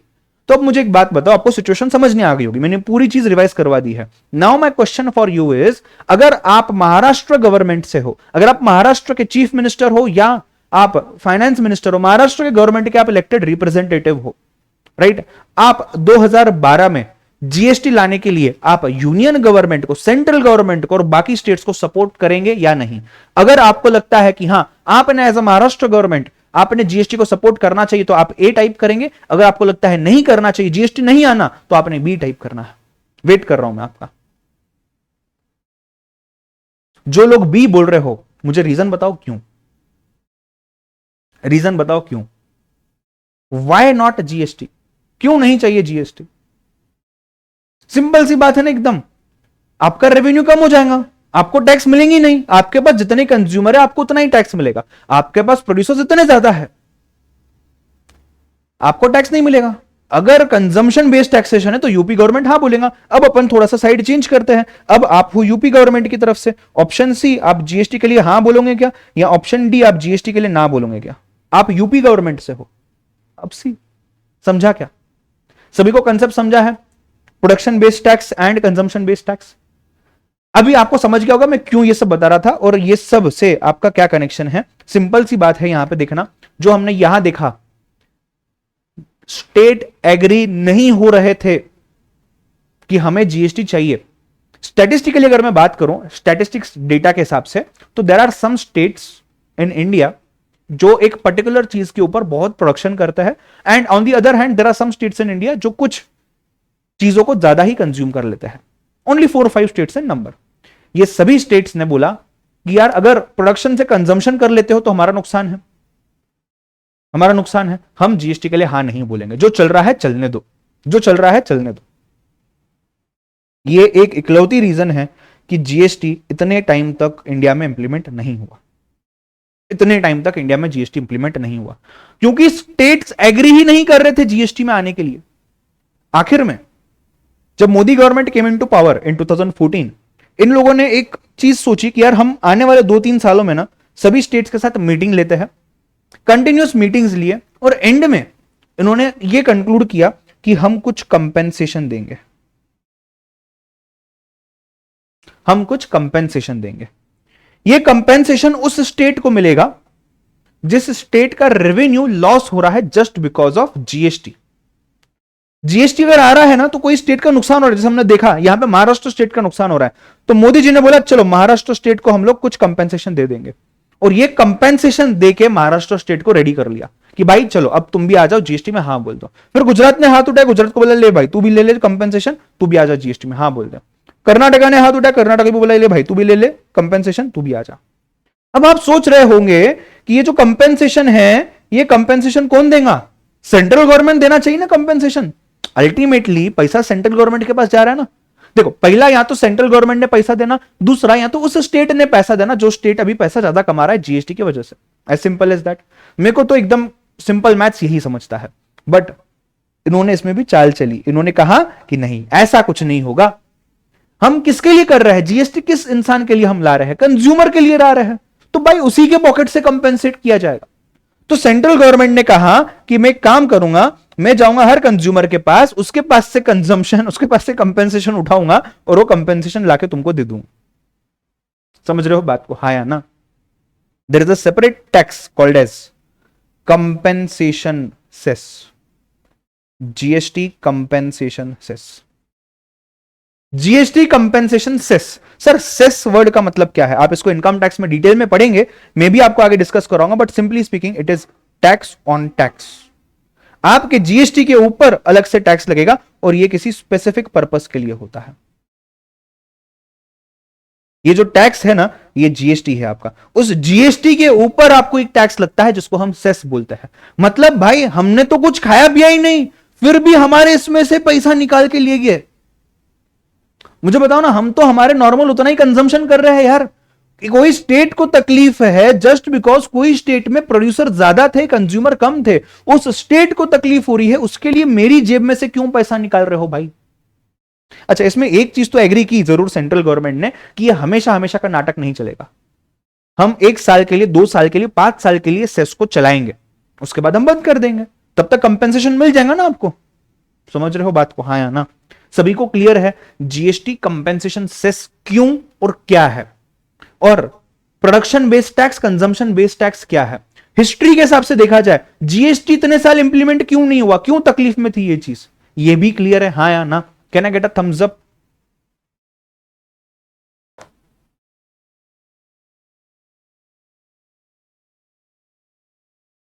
जो हमने पढ़ा है उसी का पूरा समरी यहां है, आप रीड करो, एक बार डिस्कस करेंगे। Go for it fast.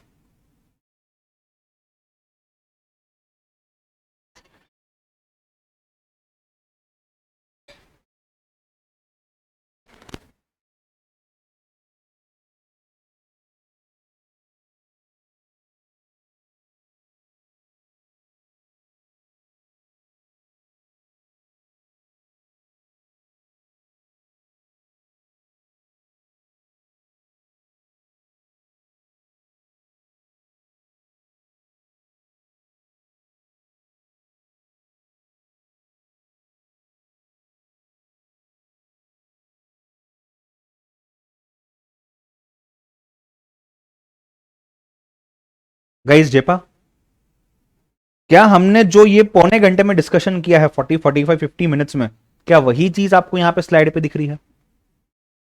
What is GST? Goods and services tax is GST. ऐसा नहीं बोलना है भाई, वो तो फुल फॉर्म है। GST is a value added tax. अभी भी एक वर्ड, कौन सा? Value added tax. ये वैल्यू एडेड टैक्स क्या होता है ये हमने अभी भी नहीं देखा है, ये हम देखेंगे। GST is a value added tax levied on most goods and services sold. जब आप सेल करोगे जीएसटी लेवी होगा। GST is paid by consumers but it is remitted, मतलब transferred to the government by the business selling the goods and services. Seller लेगा consumer के पास से और गवर्नमेंट को दे देगा, right. It is therefore a consumption based tax. जहां कंजम्पशन होगा उस स्टेट को पैसा मिलेगा, and the place of consumption will decide the state that will collect the tax. Example, goods manufactured in Maharashtra and are sold to the final consumer in Karnataka. Since GST is levied at the point of consumption, entire revenue will go to Karnataka and not Maharashtra. I hope things are clear. ठीक है, वो है ना, बोलते हैं ना जिंदगी में जब कुछ क्लियर लगना लगे ना तब वहां एक्चुअली कंफ्यूजन स्टार्ट होता है, राइट। ये रहा कंफ्यूजन।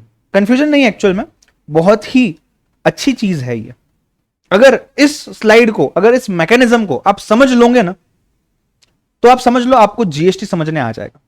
हर चीज जो हम जीएसटी में देखेंगे, इंटरमीडिएट में ही नहीं फाइनल में भी जो हम देखेंगे, हर चीज आपके दिमाग में जाएंगी। प्रैक्टिकली भी आप आर्टिकलशिप में कुछ करोगे, हर चीज आपके भेजे में जाएंगी। ये मैकेनिज्म बहुत इंपॉर्टेंट है। मैं आपको 5 मिनट का समय देता हूं, मैं यहां से गायब हो जाऊंगा। आप सिर्फ स्टार्ट टू एंड समझने की कोशिश करो। मैं कुछ हिंट नहीं दे रहा हूं, आप खुद समझने की कोशिश करो, ठीक है। Please check. हम डिस्कस करेंगे 2 से 3 मिनट के बाद, right. Overall, it will take 5-7 minutes to understand the process.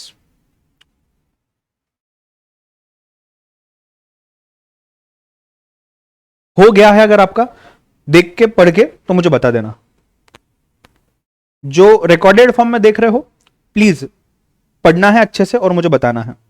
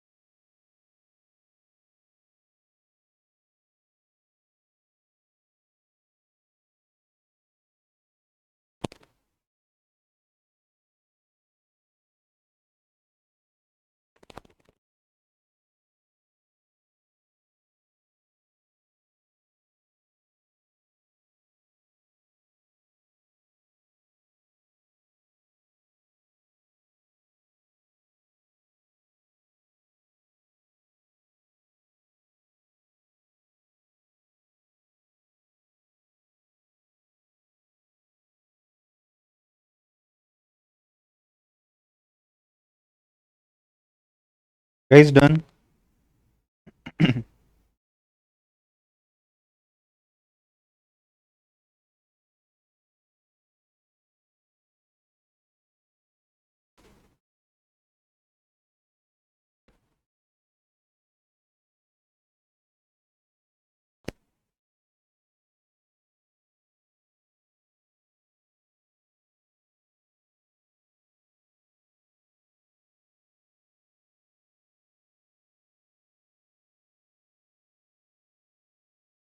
क्या लगता है, समझ लिया आप लोगों ने क्या है?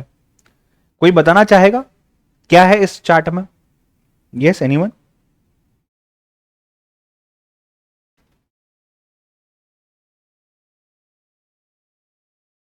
आज समझेंगे इस चीज को और कल इस चीज का मैं आपको पूरा समरी लिखवा के दूंगा। इसलिए मैंने कहा ना आज मैं समरी बुक क्या होगी, क्यों करनी है, कैसे मेंटेन करनी है, इसके ऊपर मैं आज गाइड करूंगा, ठीक है। जो लोग फाउंडेशन में मुझसे पढ़े हुए हैं तो आपको तो पता ही होगा शायद, वो सेम चीज ही करनी है यहाँ पे भी। बट जो नहीं पढ़े हुए हैं मुझसे उनके लिए आज न्यू चीज वो डिस्कस करेंगे। चलो, anyways coming to the point, we are talking about GST mechanism, ठीक है। जीएसटी मैकेनिज्म की बात कर रहा है, राइट। हर मशीन के अंदर एक मैकेनिज्म होता है जिसके हिसाब से वो मशीन चलती है, समझ रहे हो, राइट। कोई भी चीज हो, चाहे लैपटॉप हो, मोबाइल हो, इंसान की बॉडी हो, अपने अंदर इतने सारे सिस्टम्स है, right, starting from digestive system, circulatory system, etcetera, respiratory system. तो एक सिस्टम है, जैसे जीएसटी भी यहां पे एक सिस्टम, एक स्ट्रक्चर है। तो इसका स्ट्रक्चर कैसा बनाया हुआ है, इसका मैकेनिज्म क्या है, ये कैसे काम करता है, इसके ऊपर हम देखेंगे, ठीक है, ध्यान देना। फाइनल चीज क्या हो रही है, अगर आप देखोगे यहां एक शर्ट का शॉप है, देयर इज वन शॉप जहां पे कुछ लोग जाकर के आपके और मेरे जैसे शर्ट खरीद रहे हैं, ठीक है। ये शर्ट जो बेच रहा है वो है रिटेलर यानी कि शॉपकीपर, जिसके शॉप पे ये शर्ट मिली है उस शॉप वाले को, मतलब वो सेलर है। कस्टमर जो है, आप और मैं जो जाके परचेस कर रहे हैं, पहनेंगे कंज्यूमर, कस्टमर। ये रिटेलर ने, ये शॉपकीपर ने टेलर के पास से शर्ट को बनवा के लिया है, ठीक है। टेलर ने जब शर्ट बनाई होगी तो उसे कपड़ा लगा होगा, कपड़े के साथ बटन, कोई और लोग उसके साथ टेलर वगैरह जो काम करेंगे, मशीन वगैरह लगी होगी शायद, और भी कुछ चीजें लग सकती है, धागा, कपड़ा और कोई टाइप का एक्सेट्रा, राइट। बेसिकली सबसे बड़ी चीज जो यहां है वो है कपड़ा लगेगा। तो टेलर जाएगा वीवर के पास कपड़ा लेने के लिए। मतलब कुल मिला के देखा जाए तो यहां 4 ट्रांजैक्शन हो रहे हैं क्या, तीन ट्रांजैक्शन हो रहे हैं। देखो ध्यान से, पहला ट्रांजैक्शन हो रहा है वीवर के और टेलर के बीच में, जहां पे वीवर जो है सप्लायर है। हर चीज को प्लीज ध्यान से सुनना, मैं वापस इसको कल रिपीट जरूर करूंगा रिवीजन के हिसाब से, बट अभी ध्यान से समझना, नहीं तो रात को नींद नहीं आएंगी। वीवर जो है ये सप्लायर है पहले ट्रांजैक्शन में, और टेलर जो है ये कस्टमर है। किसका, वीवर का। वीवर ने कपड़ा बेचा, किसको बेचा, टेलर को बेचा, पहला ट्रांजैक्शन। ट्रांजैक्शन नंबर 2, टेलर जो है, टेलर ने शर्ट बना ली, टेलर सेलर हो गया, सप्लायर हो गया। टेलर ने किसको दिया, रिटेलर को दिया, जो शॉपकीपर है। शॉपकीपर यहां पे होगा कस्टमर, समझ रहे हो बात को, हाँ या ना। तीसरा ट्रांजैक्शन जो है, जो शॉपकीपर है, रिटेलर है, इस बंदे ने क्या किया, इस बंदे ने शर्ट जो है, जो टेलर से खरीदी है, अब ये खुद सेलर बन गया। इस सेलर ने कस्टमर को, फाइनल एंड कंज्यूमर को जाके सेल कर दिया। उस कस्टमर ने, वो तो एंड कंज्यूमर, उसने कंज्यूम कर लिया, उसने शर्ट पहन ली। तो 3 डिफरेंट ट्रांजैक्शंस, राइट। हर ट्रांजैक्शन में एक सेलर है, एक बायर है। पहले वाले ट्रांजैक्शन में जो बायर है वो दूसरे ट्रांजैक्शन में सेलर बन जाता है। जैसे यहां पे टेलर बायर है, यहां पे दूसरे ट्रांजैक्शन में टेलर बन जाता है सेलर। यहां पे रिटेलर बायर है, लास्ट वाले ट्रांजैक्शन में रिटेलर बन जाता है सेलर, ठीक है। जो समझा रहा हूं, अगर सब चीजें समझने आती होंगी ना, 2-3 मिनटों में मुझे थम्स अप देते जाओ, ताकि मैं आगे बढ़ते जाऊंगा, ठीक है। यहां तक चीज क्लियर है। 3 ट्रांजैक्शन है, हर ट्रांजैक्शन में एक सेलर है, एक बायर है, राइट। जो पहले बायर था वो शायद आगे के ट्रांजैक्शन में सेलर हो गया, क्योंकि उसने आगे वाले को शेयर किया, सेल किया, सॉरी, बर्डन ट्रांसफर करने के लिए, right. Now coming to transaction 1 by 1।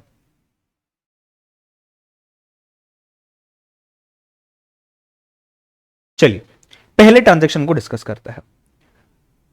कपड़ा है 100 रुपए का, वीवर ने कपड़ा बनाया होगा, मैन्युफैक्चर किया होगा, अपना प्रॉफिट ऐड किया होगा, उसको 100 रुपए में लगता है इस कपड़े को बेचना चाहिए टेलर को। टेलर गया इसके पास, इसने टेलर को बोला 100 रुपए का कपड़ा है। टेलर बोला ठीक है 100 रुपए ले, कपड़ा दे दे। इसने बोला नहीं, जीएसटी, गवर्नमेंट मेरे पीछे आएगा जीएसटी कलेक्ट करने, तुझे देना पड़ेगा। ठीक है, बोले चलो जीएसटी दे देता हूं। कितना है, assuming rate of taxes 15%। Actual में रेट नहीं है, कैलकुलेशन इजी हो आपके लिए करके मैंने यहां पे 15% कंसिडर किया है। अज्यूमिंग रेट ऑफ टैक्सेस 15%, 15% लगाइए किसके ऊपर, 100 रुपए के ऊपर। 100 रुपीज इंटू 15% इज 15 रुपीज, मतलब 100 रुपए मेरा खुद का कॉस्ट कपड़े का, और उसके ऊपर का प्रॉफिट, ये मिला के 100 रुपए, और 15 रुपए गवर्नमेंट ने लगाया है। और गवर्नमेंट ने मुझे कहा है देख तू जेल में जाएगा, तेरे को नहीं जाना है ना, चुपचाप कस्टमर के पास से ले और मेरे को बेच दे। आ गया वसूली, ठीक है। चलो तो 115 रुपीज सप्लायर ने, वीवर ने टेलर के पास से लिए, और उसमें से 100 रुपए अपने पास रखे, उसका खुद का कॉस्ट, उसका खुद का profit.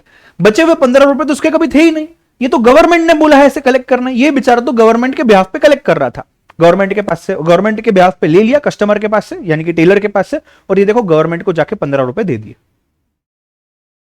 Clear. Moving to transaction number 2।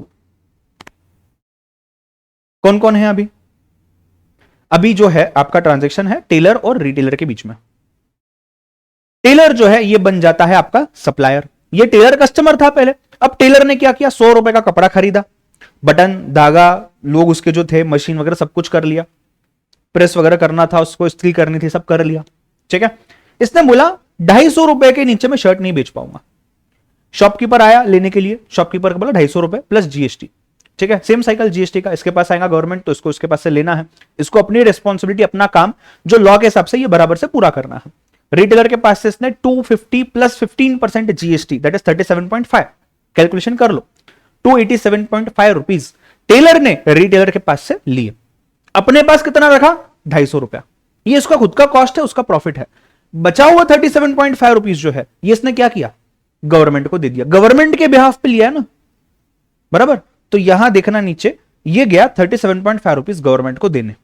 फिर इसका चार्टर्ड अकाउंटेंट आया, इसने बोला पागल है क्या तू, जीएसटी नहीं समझता तुझे, मैं बताता हूं, मैंने इतने 4-5 साल डाल के अच्छे से पढ़ाई की हुई है, राइट। करण सर ने मेरे को समझाया था जीएसटी ऐसा होता है वैसा होता है, अब मैं तेरे को समझाता हूं क्या करना होता है। फिर उसने उसको बोला कि देख 15 रुपए तूने ऑलरेडी गवर्नमेंट को दिए हैं, तू वापस से 15 रुपए क्यों देना चाहता है, 15 रुपए तूने तेरे पॉकेट से निकाले ना। जब पहला ट्रांजैक्शन वीवर के बीच में और तेरे बीच में हुआ तब 15 रुपए एज अ कस्टमर तूने तेरी पॉकेट से निकाल के वीवर को दिए कि ले भाई गवर्नमेंट को दे जाके, तो तुझे वापस से क्यों देना है। उल्टा ये टाइम है उस 15 रुपए को रिकवर करने का, उस 15 रुपए को जो तेरे पॉकेट से गए हैं उसको रिकवर करने का टाइम है अभी। तो एक काम कर, लॉ के हिसाब से तूने ऐसा ही करना चाहिए और मैं तेरे को वही सजेस्ट कर रहा हूं। 37.5 रुपीज जो तुझे किसने दिए हैं, शॉपकीपर ने दिए हैं, उसमें से 15 रुपए जो तूने पे किए थे तेरी पॉकेट में से उसको तू रिकवर कर, उसको तू साइड में निकाल और सिर्फ बचे हुए 22 रुपए जो है 22.5 रुपीज, 22.5 रुपए उतना तू गवर्नमेंट को दे। टेलर बोलता है पक्का सही है, तुम्हारे सर ने सब बराबर समझाया था ना, करण सर ने बराबर बताया था ना, ऐसा ही होगा ना, मुझे अलग से वापस कुछ पैसा मांगने तो गवर्नमेंट नहीं आएंगे ना, मुझे जेल में तो जाना नहीं पड़ेगा ना। बोले हाँ सब बराबर है लॉ के हिसाब से, ये देख ये एक्ट है पूरा, ये सब मैं देखो दिखा रहा हूं, ऐसा ही करना है। 15 रुपए इसने क्लेम कर लिया, क्यों किया, बिकॉज इसने खुद 15 रुपए पहले पे किए थे। तो सर अगर ये 15 रुपए मैंने पे नहीं किए होते तो क्या मुझे बेनिफिट मिलता, क्यों मिलता भाई, तुमने पे किया है इसलिए तुम्हें बेनिफिट मिल रहा है, तुमने तुम्हारे पॉकेट से निकाल लेना। तो ये तब तक ही तुम तुम्हारे पॉकेट से निकालोगे जब तक तुम कस्टमर थे, जब तक तुम कस्टमर थे तब तक ही तुम उसको अपने पॉकेट से निकालोगे। दी मोमेंट तुम सप्लायर बन गए अगले चेन के लिए, उस मोमेंट पे क्या होने वाला भाई, उस मोमेंट पे तुमने रिकवर कर लेना तुम्हारे कस्टमर से। तो कस्टमर के पास से कितना लिया, 37.5 रुपीज, किसके ऊपर, 250 के ऊपर, उतनी की शर्ट बनाई ना। अब इस 37.5 में से 15 रुपए अपने पास रख लिए क्योंकि इसने पहले दिए थे और बचे हुए 22.5 रुपए गवर्नमेंट को चुपचाप देके आ गया, अपनी रिस्पॉन्सिबिलिटी इसने प्रॉपरली निभाई। अब आते तीसरे ट्रांजैक्शन पे, यहां तक क्लियर है, थम्स अप दे दो फटाफट, यहां तक क्लियर है, यस। कोई डाउट है तो बोलो, पहले ही पीछे जाएंगे, क्लियर करके आएंगे फिर आगे बढ़ेंगे। यहां तक क्लियर है सभी को, यस। चलो अब तीसरा ट्रांजैक्शन, तीसरे ट्रांजैक्शन में क्या हो रहा है, ये जो शॉपकीपर था ये कस्टमर था पहले वाले ट्रांजैक्शन में, ये बन गया यहां पे सेलर। शॉपकीपर ने कहा अब मुझे तो इसमें कुछ चेंज नहीं करना है, बनाना कुछ इसमें चेंज नहीं करना है, मुझे कुछ अलग से बनाना नहीं है, मुझे एज इट इज चीज को प्रॉफिट डाल के मेरा सेल करना है, राइट। तो इसने बोला 250 रुपए की शर्ट 500 रुपए में तो मेरे यहां कोई भी ले लेगा, ठीक है, मैं इसकी रेट 500 कर देता हूं। इसने 500 रुपीज ले लिया, 500 रुपीज डाला, इसको कस्टमर मिल गया, कस्टमर आया बोले 500 रुपए प्लस जीएसटी, जीएसटी का लॉजिक पता है आपको भी पूरा, 75 रुपीज रेट ऑफ टैक्स के हिसाब से, 575 रुपीज कस्टमर के पास से, एंड कंज्यूमर के पास से, आपके और मेरे पास से जो शर्ट खरीदने गया है पहनने के लिए, यूज करने के लिए, उसके पास से ले लिया, ठीक है। उसमें से 500 रुपए इसका खुद का कॉस्ट, इसका खुद का प्रॉफिट अपने पास रखा। बचा हुआ 75 रुपीज जो है इसमें से ये फिर से जा रहा था 75 रुपीज गवर्नमेंट को देने। इसका सीए आ गया, बोले अरे नहीं, इसका सीए आ गया, बोले अरे नहीं, तुमने सिर्फ और सिर्फ इतना ही पैसा देना है क्योंकि ऑलरेडी तुमने 37.5 रुपीज तुम्हारे पॉकेट से निकाल के दिए हैं ना, और वो जो तुम्हारा टेलर था उसने गवर्नमेंट को दिया होगा, तो अभी तुमने सिर्फ बचे हुए 37.5 रुपीज ही देने हैं, पूरे 75 फिर से नहीं देने हैं, सिर्फ 37.5 रुपीज। पहले के 37.5 रुपीज जब तुमने इसको दिए थे तो तुमने अपने पॉकेट से ही दिए थे, तब तुम कस्टमर थे। अब तुम तुम्हारे कस्टमर से ले लो, तुम्हारा पैसा रिकवर कर लो 37.5 रुपीज, और बाद में जो बचा 37.5 बचा हुआ 37.5 उतना गवर्नमेंट को दे दो, राइट। शॉपकीपर ने पूछा आर यू श्योर, बोले हाँ करण सर ने सिखाया है, ये लो करण सर के नोट्स, ये लो एक्ट सब सामने है, ऐसा ही होगा, एग्जैक्टली सेम, ठीक है। तो सिर्फ जो डिफरेंशियल अमाउंट है 37.5 रुपीज उतना ही गवर्नमेंट के पास गया, समझ रहे हो बात को, हाँ है ना। अब अगर मैं ओवरऑल पूरे मैकेनिज्म को देखता हूं तो एंड प्राइस कंज्यूमर की, आपके लिए और मेरे लिए शर्ट की फाइनल प्राइस कितनी थी? 575 रुपीज, राइट? कितनी? 575 रुपीज। 575 रुपीज में से 500 की शर्ट थी, 75 रुपीज का जीएसटी था। ये 75 रुपीज किसके पॉकेट से गए? कंज्यूमर के पॉकेट से गए, आपके और मेरे पॉकेट से गए। पूरे 75 रुपीज हमारे पॉकेट से गए, पूरे 100%। बराबर ना? यहां दिख रहा है सामने, शॉपकीपर ने जब कस्टमर को सेल किया, एंड कंज्यूमर को, कितना लिया एंड कंज्यूमर के पास से? 575 रुपीज। 500 रुपए अपने पास रखे, उतना ही उसका था, उसका कॉस्ट, उसका प्रॉफिट। बचे हुए 75 रुपीज का उसने क्या किया? अपना जीएसटी का शेयर माइनस कर लिया जो इसके पॉकेट से गया था पहले वाले ट्रांजेक्शन में, और बचा हुआ 37.5 रुपीज गवर्नमेंट को दे दिया। As simple as that, right? And now what is happening? Government के पास कितना जीएसटी आ गया? सर 37.5 आया ना, मैं बोलता हूं 75 आया। देखो कैसे, मैं बोलता हूं 75 आया, देखो ना कैसे, बताओ मुझे। पहले वीवर ने टेलर के पास से 15 रुपए कलेक्ट करके गवर्नमेंट को दिए, फिर दूसरे स्टेज में, दूसरे ट्रांजैक्शन में टेलर ने रिटेलर के पास से 37.5 कलेक्ट किया, पहले का 15 निकाला और 22.5 गवर्नमेंट को दिया। कुल मिला के 22.5 और 15 37.5 हो गए। तीसरे ट्रांजैक्शन में रिटेलर ने, शॉपकीपर ने कस्टमर के पास से, एंड कंज्यूमर के पास से 37.5 रुपीज नहीं 75 रुपीज लिए, और 75 में से 37.5 ऑलरेडी दिया हुआ है, उसको माइनस कर दिया, बचा हुआ 37.5 रुपीज दे दिया। क्लियर है कंसेप्ट? हाँ ना, राइट? तो गवर्नमेंट के पास पहले के 37.5 रुपीज थे और अभी 37.5 रुपीज आ गए, गवर्नमेंट के पास 75 रुपीज आ गए। तो सर एक काम क्यों नहीं करती गवर्नमेंट? हम ना गवर्नमेंट के पास जाते और गवर्नमेंट को बोलते काम करो, डायरेक्ट कंज्यूमर से 75 लो ना। ये सप्लायर को, टेलर को, इस रिटेलर को, इन तीनों को क्यों इन्वॉल्व करना? हर इंसान के पास से जीएसटी क्यों लेना? इसकी दो रीजन है, इसकी दो रीजन है। रीजन नंबर 1, ट्रांजैक्शन को ट्रेस करना। रीजन नंबर 1, ट्रांजैक्शन को ट्रेस करना। हमने टैक्स इवेजन, टैक्स चोरी के बारे में कल देखा था कि इनडायरेक्ट टैक्स में टैक्स चोरी करना आसान नहीं है। इनकम टैक्स में तो भी आसान है, इनडायरेक्ट टैक्स में आसान नहीं है। क्यों आसान नहीं है? ट्रांजैक्शन ट्रेस हो रहा है भाई, ध्यान दो, ट्रांजैक्शन ट्रेस हो रहा है। सर कैसे? नहीं समझा सर, ट्रांजैक्शन ट्रेस कैसे हो रहा है? देखो, अगर वीवर बोलता है मैंने कपड़ा टेलर को दिया है, वीवर क्यों, कैसे बोलेगा? जब गवर्नमेंट वीवर के पास आएंगे, गवर्नमेंट दिखाएगा ये देख, ये इनवॉइस, ये बिल है, कपड़े का बिल है, ये टेलर लेके गया था, उसके ऊपर मैंने उसके पास से जीएसटी लिया, ये जीएसटी मैंने तुमको भरा, ये देखो उसका चालान, ये देखो उसका इनकम टैक्स बोल रहा हूं, जीएसटी रिटर्न देखो, सब डिटेल्स है, हर टाइप का प्रूफ अवेलेबल है वीवर के पास कि उसने कपड़ा सेल किया है। उसके स्टॉक में है ही नहीं, उसने सेल कर दिया, सेलिंग का पूरा प्रूफ है, पैसा भी आया है, देखो बैंक स्टेटमेंट दिखा दिया। तो गवर्नमेंट बोली अरे वाह ठीक है, सब रिकॉर्ड रखे तूने मेंटेन, अच्छा है, चलो आगे बढ़ते हैं। साइकिल में आगे जाते हैं, साइकिल में आगे गए तो आया टेलर। टेलर बोलते हैं नहीं मेरे पास तो आया ही नहीं, मेरे पास अगर मैंने परचेस किया होता तो मैंने सेल किया होता ना आगे। और टेलर ने शायद क्या किया होगा, टेलर ने इसको ब्लैक मार्केट, यानी कि क्या, टैक्स न दिखाते हुए जब हम कोई चीज को सेल करते हैं जिसके ऊपर हम टैक्स नहीं भरते हैं, जैसे ब्लैक मनी, ब्लैक मनी मतलब क्या, वो मनी जिसके ऊपर टैक्स नहीं भरा है, वैसे ही यहां पे ब्लैक मार्केट, वो मार्केट जहां पे टैक्स नहीं कलेक्ट किया जाता। इसने क्या किया होगा, इसने शॉपकीपर को बुला लिया, शॉपकीपर को बोला देख भाई 250 रुपए प्लस टैक्स लगेगा, 287.5, एक काम करते हैं देखो ना 7.5 रुपए का डिस्काउंट देता हूं, सिर्फ 280 रुपया दे, और 280 रुपए जब तू मुझे देगा वो कैश में देना, बैंक में मत देना, चेक मत देना, गूगल पे मत करना, कैश दे, कैश, ओनली कैश। तो मैं वो गवर्नमेंट को दिखाऊंगा ही नहीं, मैं बोलूंगा कि मेरे पास वो मटेरियल आया ही नहीं था, मटेरियल आया ही नहीं तो मैं सेल क्या करूं। पर गवर्नमेंट तो होशियार निकली, गवर्नमेंट बोली हम वीवर के पास जाके आए, ये ले वीवर का प्रूफ, वीवर बोलता है उसने तुझे सेल किया है, तो या तो वीवर झूठ बोल रहा है या तो तू झूठ बोल रहा है। बट वीवर ने अपने पूरे रिकॉर्ड्स बना के रखे, वीवर के पास पूरा प्रूफ है कि वो सच बोल रहा है, तो तूने ही झूठ बोला है, तूने कैश में पैसा लिया होगा, ये जीएसटी निकाल, जीएसटी के साथ साथ और भी पैसा लेंगे तेरे पास से एज अ पेनल्टी, ताकि तू ये गलती फिर से ना करे। ट्रांजैक्शन हुआ क्या ट्रेस? मतलब अगर मैं मैन्युफैक्चर कर रहा हूं तो मैं अपने पास तो नहीं रखूंगा ना, उसको बेचूंगा कहीं ना कहीं। अगर मैं उस चीज को कहीं ना कहीं बेचने वाला हूं तो वो रिकॉर्ड्स में आना चाहिए ना, और अगर वो रिकॉर्ड्स में नहीं आ रहा है तो शायद मैंने टैक्स की चोरी की है। अच्छा समझो टेलर ने टैक्स की चोरी नहीं की होती, टेलर ने ईमानदारी से शॉपकीपर को बेच दिया, क्या आपको लगता है शॉपकीपर टैक्स की चोरी करेगा? वो कस्टमर को बोलेगा सिर्फ कैश चलेगा।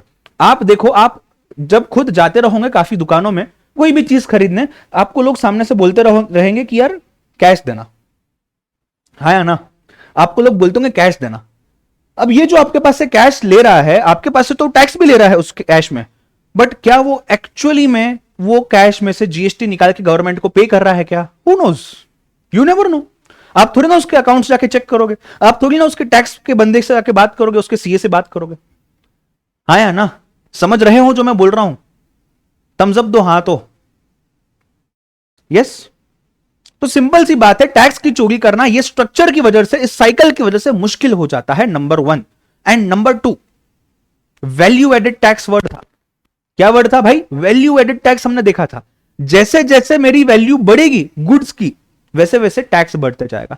यहां पे गुड्स की वैल्यू कितनी थी? 100 रुपए, मात्र 100 रुपए। 100 रुपए के ऊपर उतनी वैल्यू का टैक्स लिया गया, 100 रुपए के ऊपर 15%। जैसे वैल्यू बढ़ गई, कितने से वैल्यू बढ़ी? 250 रुपए हो गई, मतलब 150 रुपए से बढ़ गई। कैलकुलेटर्स निकालो, जिनके पास नहीं है मोबाइल फोन निकालो, मोबाइल पे लेक्चर देख रहे हो तो हाथ से कैलकुलेट करो। 100 रुपए के ऊपर 15% अगर आप लेते हो, कितना आ जाता है आपका? 15 रुपीज। ठीक है, 15 रुपीज। 100 रुपए की वैल्यू थी, 15% जीएसटी, 15 रुपीज। वैल्यू कितने की हो गई? 250 की हो गई। 250 इंटू 15%, 37.5 रुपीज। अच्छा, ये तो टोटल ना, वैल्यू बढ़ी कितने से? पहले कितनी थी वैल्यू? 100 रुपए, अभी कितनी हो गई? 250 रुपए। मतलब कितने से बढ़ी वैल्यू? वैल्यू कितने की ऐड हुई? 150 रुपए की 150, 150 इंटू 15%, इज इट 22.5? तो यहां वैल्यू कितने की ऐड हुई इस ट्रांजैक्शन में? 22.5 रुपीज की जीएसटी की वैल्यू ऐड हुई। मतलब एक्चुअल में वैल्यू गुड्स के अंदर में 150 रुपए की बढ़ी। 150 इंटू 15% आप करोगे 22.5। गवर्नमेंट को कितना गया? 22.5। ये तो एक प्रोसेस बना के रखा है कि पहले 15 ये देगा, फिर जब आगे चीज जाएगी तो वो उतनी ही वैल्यू सिर्फ गवर्नमेंट को देगा। जो पहले उसने दिया हुआ है उसका वो बेनिफिट ले लेगा, रिकवर करेगा वो अपने कस्टमर से। ठीक है, लास्ट में देखो 250 से 500 हुआ है, कितनी की वैल्यू बढ़ गई है? 250 रुपए की। 250 इंटू 15%, इज इट 37.5 गाइस? कितना टैक्स जा रहा है? 37.5। समझा वैल्यू एडेड टैक्स क्या होता है? हाँ या ना? थोड़ा बेसिक बेसिक आइडिया ही क्या वैल्यू एडेड टैक्स क्या होता है? डिटेल नहीं तो बेसिक आइडिया ही क्या?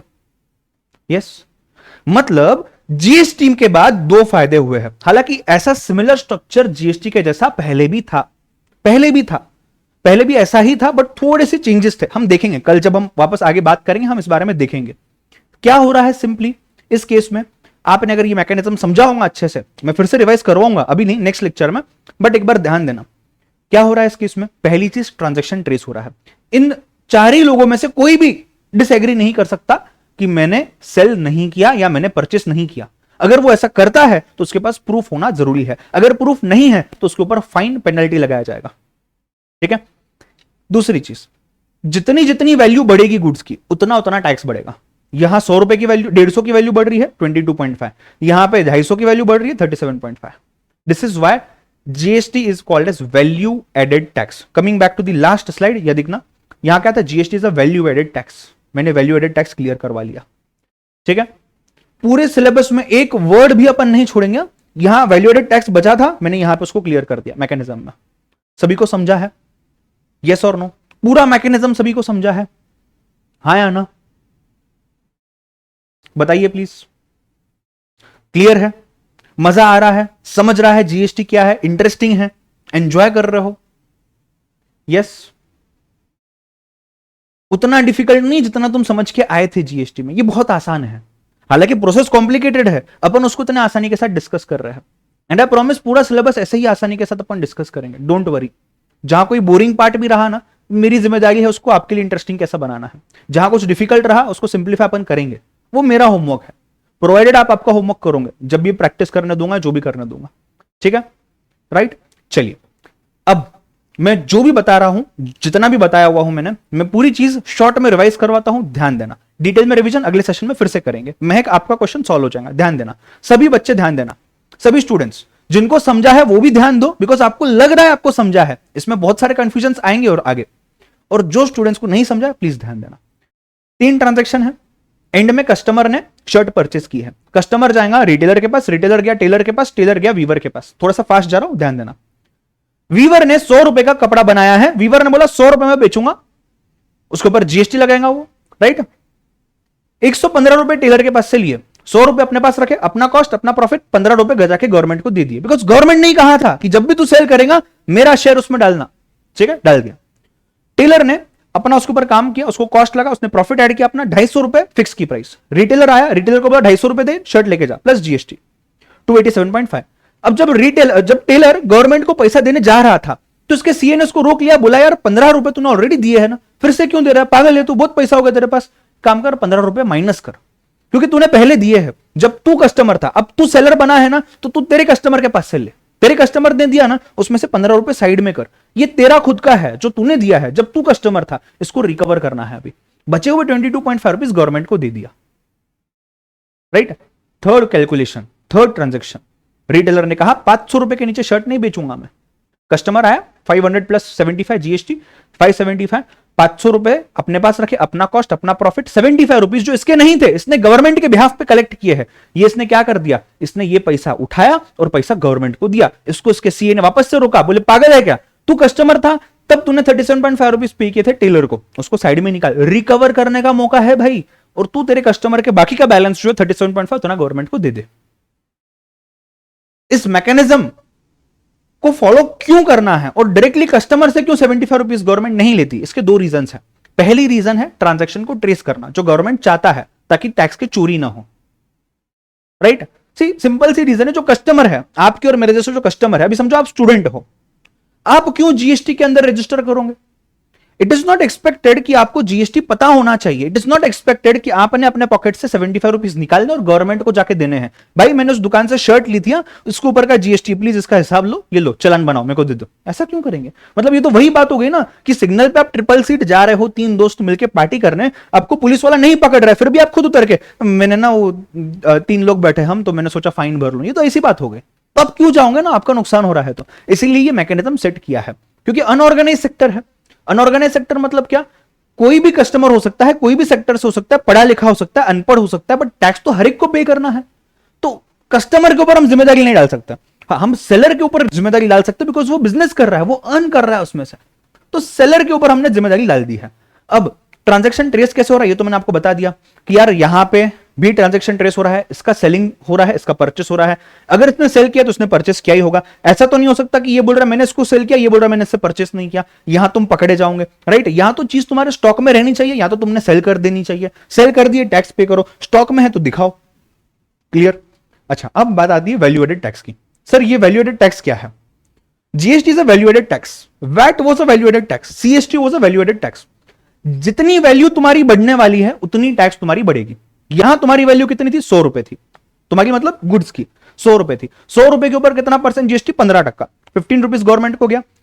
साइकिल नंबर 2, ट्रांजेक्शन 2, वैल्यू कितने से बढ़ गई, कितने से बढ़ी वैल्यू, 150 रुपए से, 250 हो गए ना यहाँ पे, 150 रुपए से बढ़ गई 150 रुपीज ओनली। तो 150 रुपीज के ऊपर का जीएसटी पे कर दो, 150 इंटू 15% कैलकुलेटर पे करवाया है मैंने, कितना आया 22.5, आपने कितना पे करना है 22.5। ये दूसरा तरीका चेक करने का। पहला तरीका क्या, आपने 15 भरा है, 15 को माइनस कर दो, जितना लिया है और जितना तुमने दिया है उसमें से उसको माइनस करो, बचा हुआ तुम वापस दे दो गवर्नमेंट को। थर्ड केस में वैल्यू कितने से बढ़ रही है, 250 से 500, मतलब 250 रुपीज की वैल्यू बढ़ गई। वैल्यू कितने की बढ़ी, 250 की, उसके ऊपर टैक्स कितने का बढ़ेगा, 250 इंटू 15%, 37.5। मैं क्लियर है, राइट। जिनको अभी भी कोई भी चीज में डाउट है, डू नॉट वरी बेटा, हम अगले सेशन में इसको और डिटेल में देखेंगे। हमारा पूरा जितना भी 70-80 घंटे हैं सब ये जीएसटी मैकेनिज्म के आसपास घूमने वाला है, do not worry about it. I hope आपने आज का क्लास एंजॉय किया होगा, आई होप आपने इस चीज को समझा होगा। लाइव बैच वालों टिके रहना यहीं पे, मुझे कुछ आपको इंस्ट्रक्शंस देने हैं। समरी बुक क्या है क्यों है ये मैं अगले सेशन में बताता हूं, अभी ऑलरेडी 1.5 घंटा होते आया है, राइट। लाइव बैच वालों प्लीज स्टे ट्यून्ड, हाँ प्लीज स्टे ट्यून्ड।